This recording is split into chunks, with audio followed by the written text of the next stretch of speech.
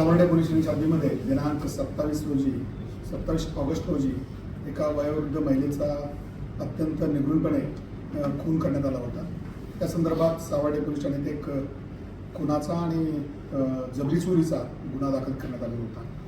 त्या गुन्ह्याच्या तपासामध्ये अवघ्या काही तासांमध्येच सावर्डे पोलीस ठाणेचे अधिकारी अंमलदार आमचे चिपळूणचे DYSP त्या सर्व टीमने त्या आरोपीचा शोध घेतलेला आहे। या गुन्ह्यासंदर्भात जी अधिक माहिती आहे, या महिलेच्या शेजारी राहणाराच एक इसम आहे स्वप्नील खातू वय वर्ष 43 जो मुंबईमध्ये राहतो। त्याने चोरी करण्याच्या उद्देशाने अथवा इतर उद्देशाने हा महिलेचा खून केलेला आहे। त्याला लगेच पोलिसांनी काही तासामध्ये ताब्यात घेऊन त्याच्याकडे चौकशी केली आहे।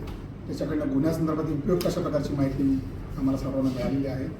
त्याचा घटनास्थळी जो काही पुरावे आम्हाला परिस्थितीने मिळाले, तांत्रिक पुरावे ज्या ठिकाणी मिळाले त्या आधारित मी त्याला अटक केलेली आहे। आज आरोपीला आम्ही माननीय न्यायालयासमोर हजर केलं आणि आरोपीला हजर करून आज माननीय न्यायालयाने 5 दिवसाची पोलीस कस्टडी रिमांड आम्हाला दिलेली आहे। आणि या संदर्भात सावर्डे पोलीस ठाण्याचे प्रवीण देशमुख आमची EPI आणि त्यांची सर्व टीम पुढील तपास करत आहेत। धन्यवाद।